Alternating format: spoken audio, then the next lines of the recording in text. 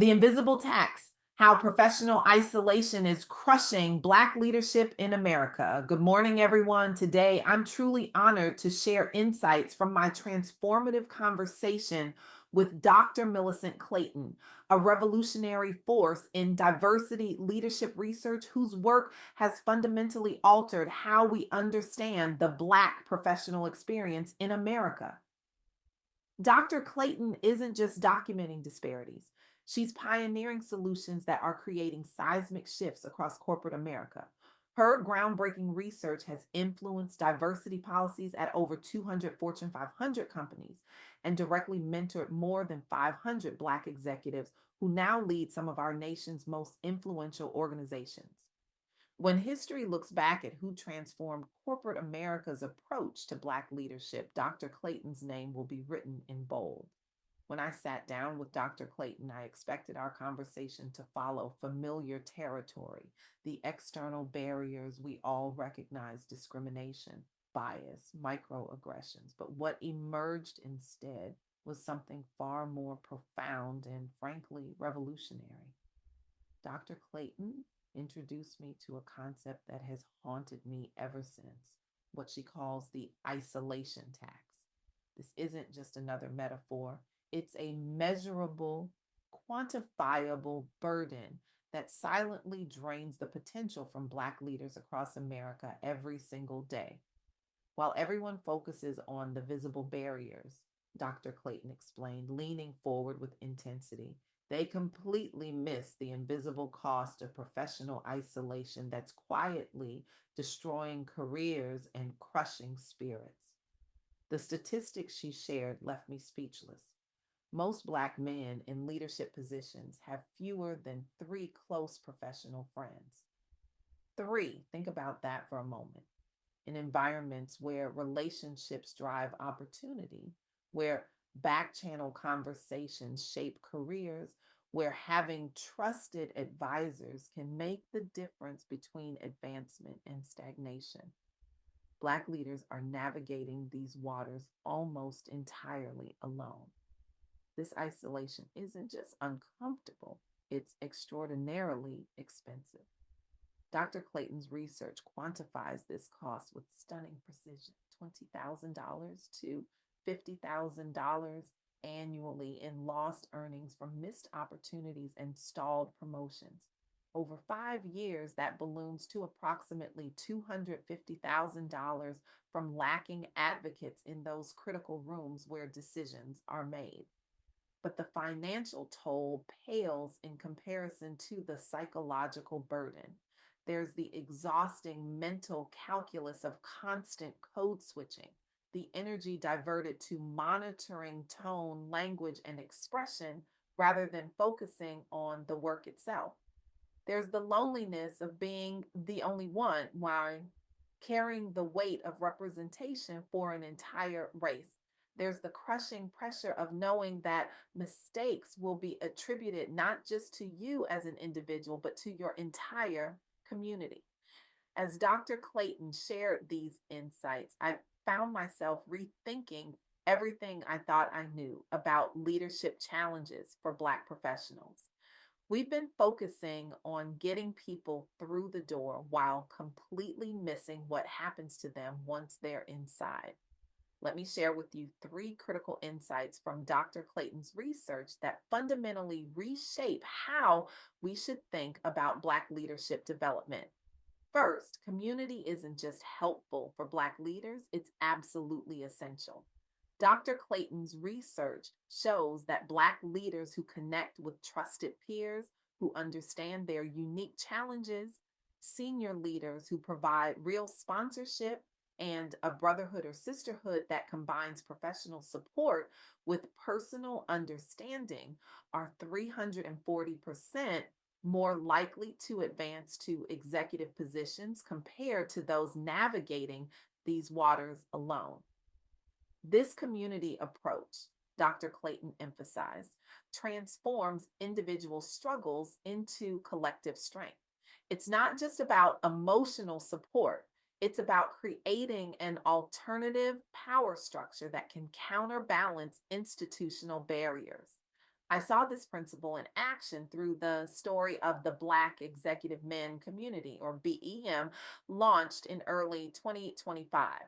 What began as informal gatherings among frustrated Black executives has blossomed into a nationwide movement connecting Black male leaders across Fortune 500 companies and entrepreneurial ventures.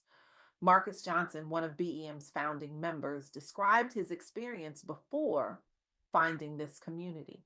I was the only Black executive in my company for 7 years. Every day felt like walking a tightrope without a safety net. I second guessed every decision, wondering if I was reinforcing negative stereotypes or letting down my entire race. The isolation was crushing. Through BEM, Marcus found what he calls his professional lifeline: trusted peers who understood his challenges without explanation, senior leaders who provided real sponsorship, and a brotherhood that combined professional support with deeply personal understanding. The results have been remarkable. Members report making dramatically better career decisions, gaining access to premium opportunities through expanded networks, and experiencing profound relief from the mental fatigue of code switching. For the first time in my career, Marcus shared, I don't feel alone, and that's changed everything about how I lead, how I negotiate, and how I show up in spaces where decisions are made. The second critical insight from Dr. Clayton's research focuses on mental health as a leadership priority.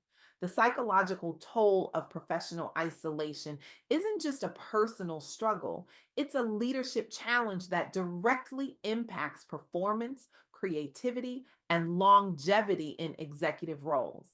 This reality is powerfully illustrated through the story of Empathy Mental Health, a Milwaukee based nonprofit launched by Black healthcare professionals who recognize the devastating intersection between professional isolation and mental health crises.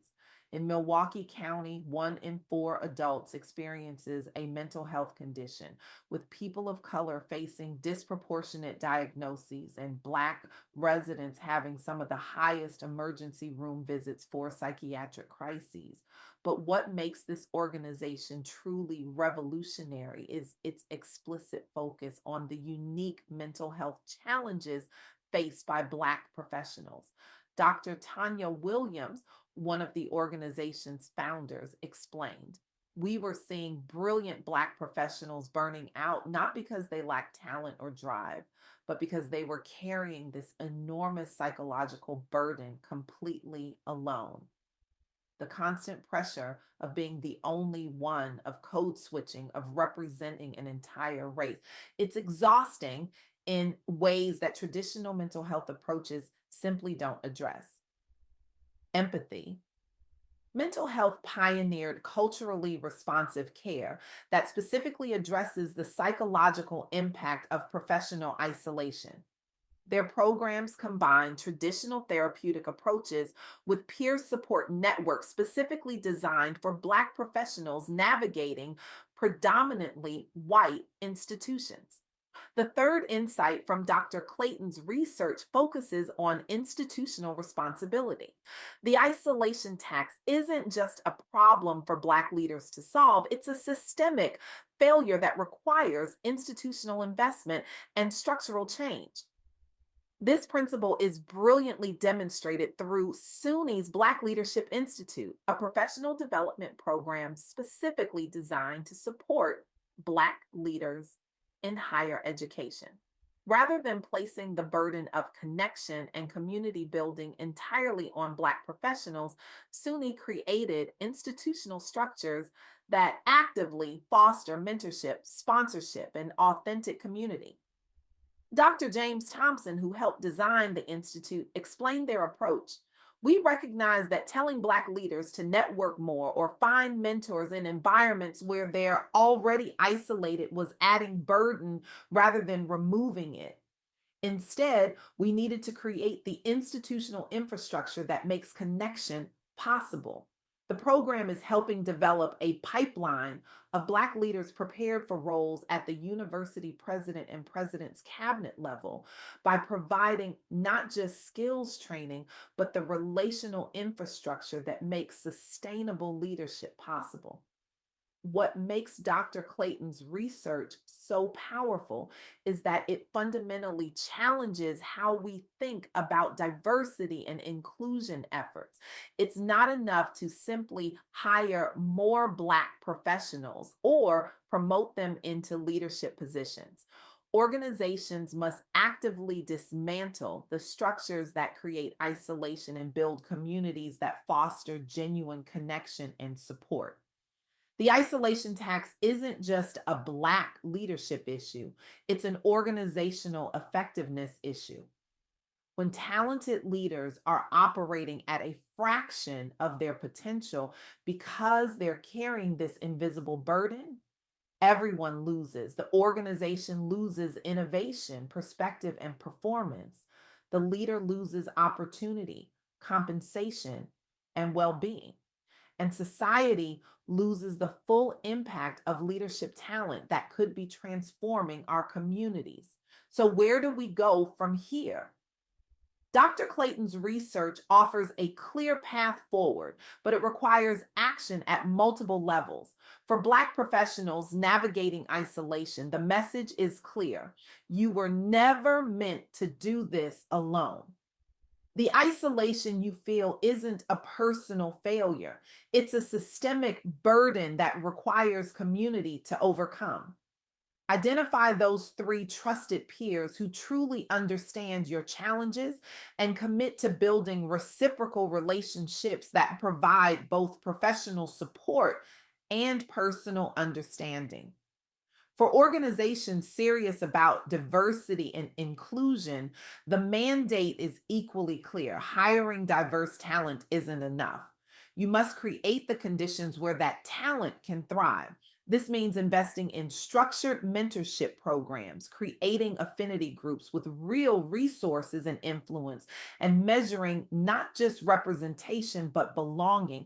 And for all of us, regardless of our identity or position, there's a profound question to consider.